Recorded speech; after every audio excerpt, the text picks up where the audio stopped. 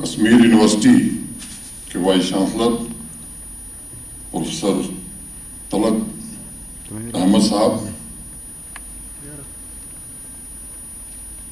अभी जिनको आप सुन रहे थे हमारे सलाहकार श्री के शर्मा जी, दूसरे सलाहकार श्री बसीर अहमद खान साहब, हमसे जुड़े हुए यूजीसी के पूर्व चेयरमैन डॉक्टर वेद प्रकाश जी,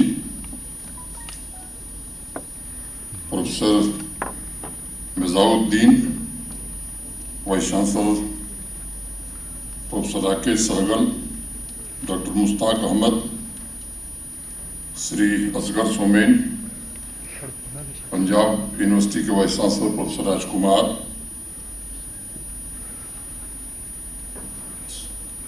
सभी उपस्थित शिक्षाविद, सभागार में उपस्थित ladies and gentleman, I am deeply grateful to the Honorable President and Honorable Prime Minister for their valuable guidance on new national education policy, and also the team of experts led by Dr. Kasturi Rangan for preparing the blueprints. मैं मानता हूं कि यह देश के शिक्षा जगत में नई क्रांति लाएगा। अभी थोड़ी देर में हमें माननीय राष्ट्रपति जी का इस न्यू एजुकेशन पॉलिसी पर संदेश सुनने को मिलेगा। मैं आभारी हूं महामहिम राष्ट्रपति जी का, जिन्होंने मेरे आग्रह को स्वीकार किया।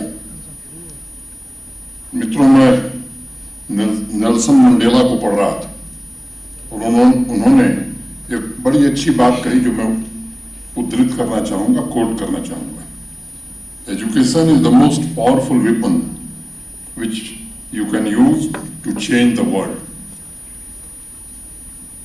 I would like to take this opportunity to tell this august gathering of learned men and women that education can breed prosperity, peace, and harmony in the society if we use this tool effectively and efficiently. Manoeuvre साहब की दो खूबसूरत पंक्तियां हैं। इल्म की झील का तैराक बनाया है मुझे, खौफ को छीन के बेवाक बनाया है मुझे।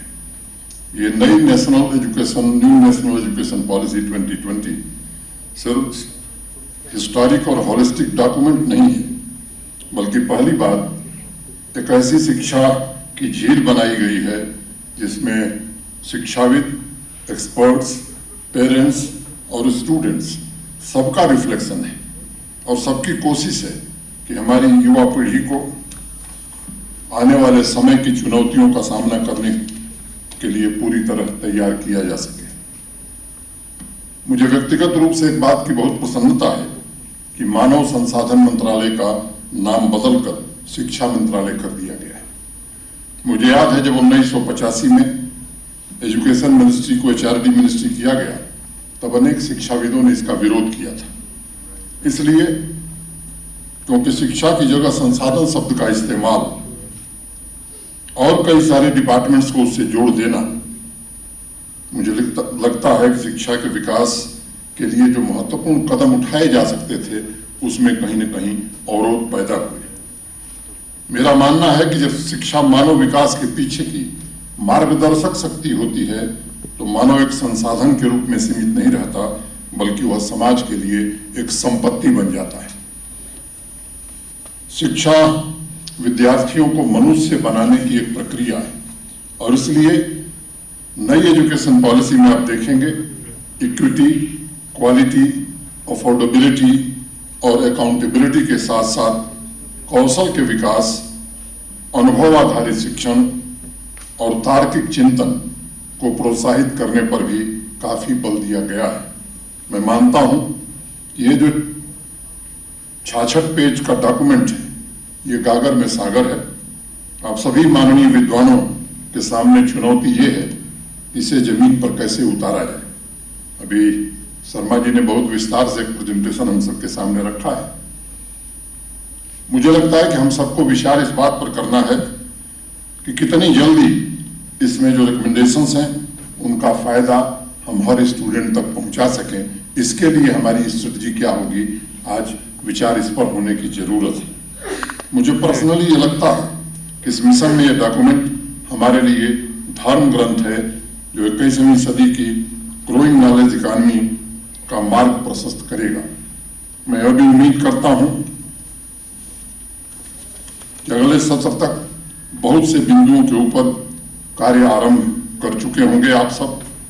अभी कोविड काल में जितना हो सके ई कंटेंट उपलब्ध कराना हो, नए इंटरैक्टिव मॉड्यूल बनाने हो, खाली पदों को भरने का मामला हो, और जो वर्ल्ड वाइड बेस्ट प्रैक्टिसेस हैं उन्हें हम कैसे अडॉप्ट कर सकते हैं। मुझे लगता है कोविड काल में इस पर अगर हम काम करेंगे तो आने वाले समय में इसको जमीन पर उतारने में हमें ज्यादा मदद मिलेगी। Your role and responsibility have now become bigger, and so is the expectations from parents, students, and a vast global market that is looking for young Indian talents. One of the objectives of this meeting is to discuss the doubts and apprehensions regarding the provisions of this policy, and to ensure that each and every important aspect of this education policy should be implemented in time-bound manner. This is a challenge, and today I think we are going to discuss all these challenges, bottlenecks. Hopefully, I am a firm belief that we will come out of it as a victorious.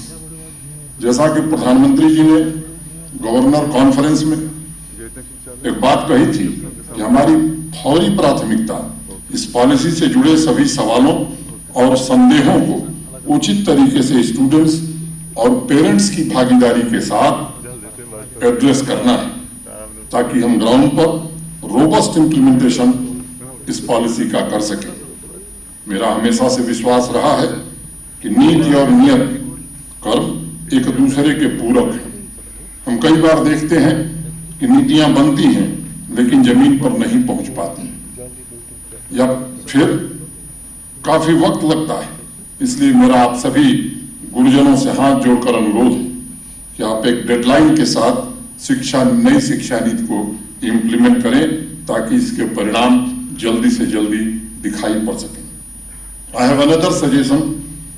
As all of you know, a large number of youths in Kashmir are hit by drug menace. मैं चाहता हूं कि university और college में psychology department के जो हमारे विद्यार्थी हैं, जो युवा साथी, वो ऐसे नौजवानों की काउंसलिंग करें, कुछ ऐसे मॉड्यूल विकसित करें जिसमें पीरियडिकली उनकी मॉनिटरिंग की जा सके, उन्हें आगे किस रास्ते पर चलना है उनको टेक्निकल ट्रेनिंग दी जा सके। ये हमारे नौजवान विद्यार्थी इस काम को सहजता से कर सकते हैं। वह भी एक्सरसाइज के द्वारा तय किया जा सकता है, जैसे न्यू एजुकेशन पॉलिसी में क्रेडिट पॉइंट का जिक्र किया है। एनएसएस हो, एनसीसी हो, जम्मू कश्मीर के लिए सबसे बड़ा योगदान, जिसे आप कम्युनिटी डेवलपमेंट कहते हैं, उस क्षेत्र में आप कर सकेंगे। मेरी प्रार्थना है सभी कुलपतियों से, वाइस चांसलर से, इस पर जरूर विचार करें। एक और महत्वपूर्ण सुझाव आपसे साझा करना चाहता हूं, स्टूडेंट फीडबैक को लेकर के। आज एक ग्लोबल प्रैक्टिस हो गई। कभी कभी हमारे मन में एक बात आती है कि ये स्टूडेंट फीडबैक कहीं हमारे लिए तो कुछ दिक्कत नहीं पैदा करेगा।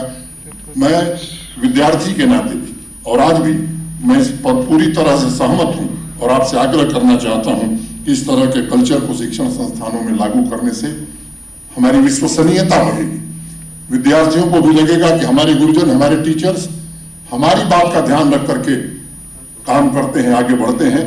अगर ये कर सके हम, तो मैं मानता हूं कि न्यू एजुकेशन पॉलिसी को जमीन पर उतारने में हमें ज्यादा सहूलियत होगी। अमेरिका देखें, यूरोप देखें, इन सब बातों को बहुत महत्व दिया जाता है। छात्रों को क्या कोर्स पढ़ाया जाए, पढ़ाई को लेकर के, उनके इवैल्यूएशन को लेकर के, रियल टाइम चेंजेस क्या किए जा सकते हैं और उनकी जरूरत के हिसाब से सामंजस्य क्या बनाया जा सकता है। मैं समझता हूं कि स्टूडेंट फीडबैक के कल्चर से छात्रों में जो मैसेज जाएगा कि टीचर्स छात्रों के दृष्टिकोण को महत्व देते हैं और जहां जरूरत है वहां उसी प्रकार से बदलाव के लिए तत्पर है। मैं मानता हूं कि एक अच्छा वातावरण हम इससे बना सकते हैं। While nurturing the talent for a self-reliant India, our collective focus should be professional and qualitative research with the synthesis of three elements: teacher, students, and curriculum. So when they are out of college, after completing the education, a job or self-employment opportunity is available for them. As Honorable President of India and Prime Minister have mentioned during the meeting, an enhanced exposure to vocational training at a young age for Atmanirbhar Bharat should be our goal. Vocational curriculum will help to meet the challenges of college to work transition. Moreover, it will bridge the gap in vocational training and requirements and current availability of skilled manpower to the industry. As you all know, that this education policy envisages a national research foundation for quality research. My expectation and appeal from all of you is to inspire and strengthen the culture of research in your universities and transform this into a kind of movement. This is the policy and dream of teachers and students, and you will find the government in the role of enabler at every step of this journey. That much I can assure you. यहाँ एक और बात मैं कहना चाहूँगा, आज के दौर में रिसर्च के दायरे असीमित हैं। आप देखेंगे कि अकेले आईटी के क्षेत्र में ही सैकड़ों विधाएं हैं जहाँ रिसर्च के काम चल रहे हैं, इनोवेशंस हो रहे हैं। आप अपने इंस्टीट्यूशन में रिसर्च और इनोवेशन को बढ़ावा देने के लिए अनेक उपाय कर सकते हैं। मेरी अपेक्षा है कि 2 एनुअल पुरस्कार सभी यूनिवर्सिटी और एजुकेशनल इंस्टीट्यूशन जरूर रखें, बेस्ट रिसर्च इन ह्यूमैनिटी और बेस्ट इनोवेशन इन साइंस। मैं समझता हूं इससे एक अच्छे वातावरण का हम निर्माण कर सकेंगे। इस कदम से छात्रों का मनोबल बढ़ेगा और रिसर्च जर्नल को रेगुलर तरीके से प्रतिभावान छात्र हमारे कॉलेज के, हमारे यूनिवर्सिटी के प्रकाशित करें और लोगों तक पहुंचाएं। मैं मानता हूं कि यह एक दूसरी प्रक्रिया होगी जिससे हम बच्चों को आगे बढ़ने में मदद कर सकेंगे। Some of the target in the policy are long term, but also there are objectives which can be achieved in the next 1 to 3 years and could be a game changer for Jammu and Kashmir. The Central University particularly and all other universities of the state in the next 3 years must nurture the affiliated degree colleges so they can meet the benchmarks, become self-sufficient, capable, and also to execute sweeping reforms needed for the effective education system. गांव में अच्छे teacher पहुंचे। मैं चाहता हूं कि नई policy में जो बीएड वाला पोर्शन है वो सेंट्रल यूनिवर्सिटी और हमारी स्टेट यूनिवर्सिटी इस प्रोविजन को पूरा करने में पूरी मदद करें, क्योंकि चंद दिनों में, कुछ महीनों में हम इंस्टीट्यूशन नहीं खड़ा कर सकते। और इसलिए आप सबसे मेरा आग्रह होगा कि ये रूरल एरियाज की प्रायोरिटी लिस्ट में आप रखें। मैं समझता हूं पॉलिसी को जमीन पर उतारने में इससे ज्यादा मदद मिलेगी। दूसरी बात जो वोकेशनल कोर्सेज के इम्प्लीमेंटेशन का है, उसका जो प्रोसेस है और करिकुलम में उसे कैसे शामिल करना है, इस पर हम विचार करें, एक पॉलिसी बनाएं, एक ऐसा डॉक्यूमेंट बनाएं, व्यवहारिक डॉक्यूमेंट। क्योंकि सामान्य रूप से दिक्कत हमारे यहाँ होती है कि हम ऐसा डॉक्यूमेंट बनाते हैं जो जमीन पर नहीं उतरता है। ऐसा डॉक्यूमेंट हम बनाएं जिसे हम जमीन पर उतार सकें। मन में एक और बात है जो आपसे साझा करना चाहता हूं। The most famous equation of the world was given by Einstein, E = mc²। आप सब जानते हैं, कोई नई बात मैं नहीं बता रहा हूं। Energy equals mass times the speed of light square. I have a dream that with your help, with your blessings, with your hard work and parents, students' participation, we can give this a new equation, another meaning. Education equals magnipotent force of a country of Jammu and Kashmir. This we can do in coming future. आपने एक और बात गौर की होगी कि शिक्षा नीति किसी कागजी दस्तावेज से ज्यादा नियत कर्म वाला प्रिस्क्रिप्शन है, जिसमें बेहतरीन बैलेंस बनाया गया है। जहां प्राइमरी स्कूल में मातृभाषा का ऑप्शन है, उसके इंटरेस्ट के हिसाब से सब्जेक्ट चूज करने की सुविधा है और शुरुआत से ही वोकेशनल ट्रेनिंग में इनिशिएट करने की योजना है। वहीं दूसरी तरफ उच्च शिक्षा में, हायर एजुकेशन में ट्रांसडिसिप्लिनरी अप्रोच को प्राथमिकता दी गई है, अपनाया गया है। साथ ही साथ अंडर ग्रेजुएट कोर्सेज कई लेवल पर एंट्री और एग्जिट पॉइंट बनाए गए हैं, ताकि अगर किसी कारणवश स्टूडेंट्स 1-2 साल में कॉलेज छोड़ना चाहे तो कम से कम एक सर्टिफिकेट या डिप्लोमा उसको जरूर मिले। उसकी यात्रा में यह बहुत मददगार साबित होगा। आगे एक बहुत ही फाइन बैलेंस तैयार किया गया है, जिससे विभिन्न विधाओं में बैरियर्स को खत्म किया जा सके। टीचर्स के एजुकेशन और ट्रेनिंग को भी रोबस्ट बनाने की बात कही गई है, ताकि आने वाले दशकों में ट्रेन और हाईली क्वालिफाइड टीचर्स का टैलेंट पूल इकट्ठा किया जा सके। इस नई पॉलिसी में एजुकेशन को नए तरीके से परिभाषित किया गया है। सिर्फ किताबी ज्ञान नहीं, बल्कि मॉडर्न ट्रेनिंग और नए शिक्षा के आयाम मिलकर एक बेहतर स्टूडेंट का निर्माण कर सकें, इस पर हमें विशेष रूप से ध्यान देना होगा। जैसा कवि स्वामी विवेकानंद जी ने कहा था, एक ऐसी शिक्षा जो स्टूडेंट्स को उनके पैरों पर खड़ा होने में मदद कर सके। मैं मानता हूं कि ये नई शिक्षा नीति उस दिशा का एक महत्वपूर्ण कदम है। I would like to invoke Altaf Hussain Sahib, who has beautifully defined the role of teachers and their intervention in the education of our young population. माँ, बाप और उस्ताद सब हैं खुदा की रहमत। So these lakhs of students enrolled in the various courses need your blessings, and if they have any doubts, we must address it and tell them about a new era of education lurking on the horizon. This policy gives you freedom to design curriculum, lessens the burden for more time to be invested in research and interaction, and sense of security of teaching jobs with new sets of rules. In this testing time of coronavirus and changing global scenarios, this must be conveyed to every stakeholder using all possible means, including online modules.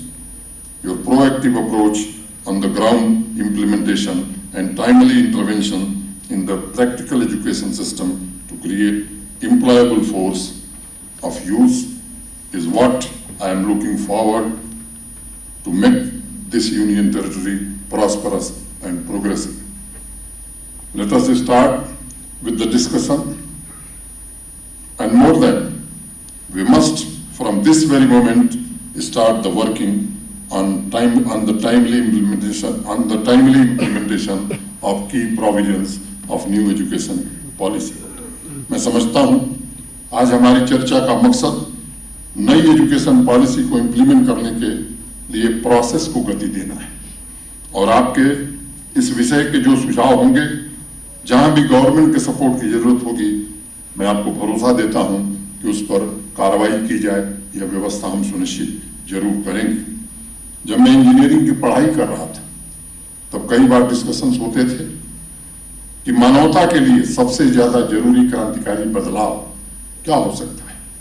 आज भी college campus में, social media पर जो हमारे युवा हैं, वो चर्चा करते हैं और बड़ी बेबाकी से चर्चा करते हैं, अपनी राय भी रखते हैं। इस नीति में हम उनका योगदान देख सकते हैं। इसलिए मेरा मानना है कि मानवता के लिए सबसे बड़ी क्रांति शिक्षा में क्रांति होगी, और इसके अलावा कोई दूसरा उपाय हमारे पास नहीं है। There is no other way, there are no shortcuts. 2-3 दिन पहले मैं भी डीसी श्रीनगर बैठे हैं एक ब्लॉक दिवस के कार्यक्रम में। श्रीनगर के बगल में एक ब्लॉक है, मैं वहां गया था। वहां के नागरिकों से बातचीत करने का अवसर मुझे मिला।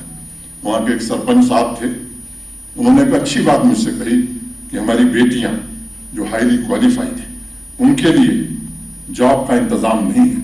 मुझे लगता है कि इस पर हमें विचार करने की जरूरत है, पूरे शिक्षा जगत को विचार करने की जरूरत है। हमने ऑलरेडी 2 डिस्ट्रिक्ट्स में गांधरबल और उधमपुर में यूथ एंगेजमेंट का प्रोग्राम शुरू किया है।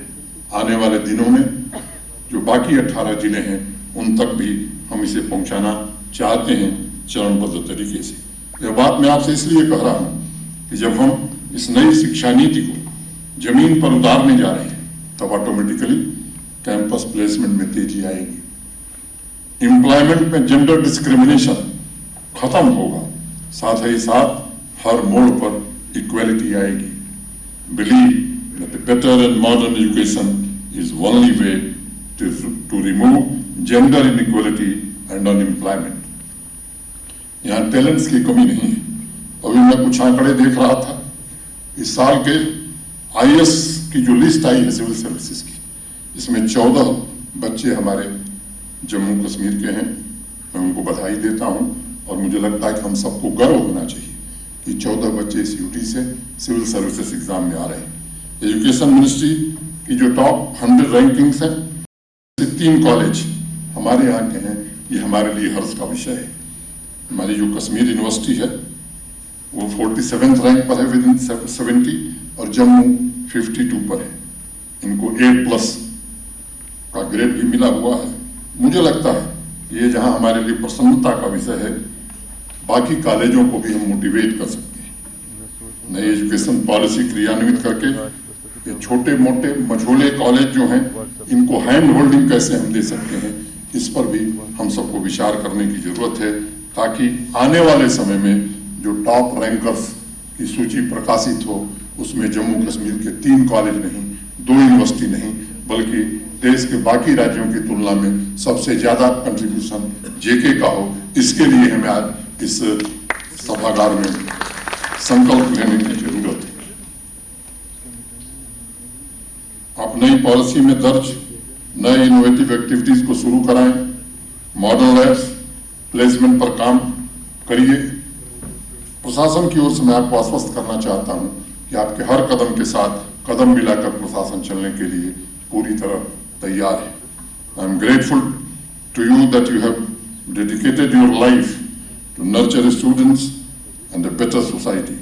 Late us work together to meet the new challenges and fulfil the aspirations of millions of our students and prepare them for the challenges of 21st century and let us make this UT proud. अमीर साहब के एक शेर से अपनी बात समाप्त करना चाहूंगा। मेरे जुनून का नतीजा जरूर निकलेगा, इसी स्याह समुंदर से नूर निकलेगा। थैंक यू, बहुत बहुत धन्यवाद।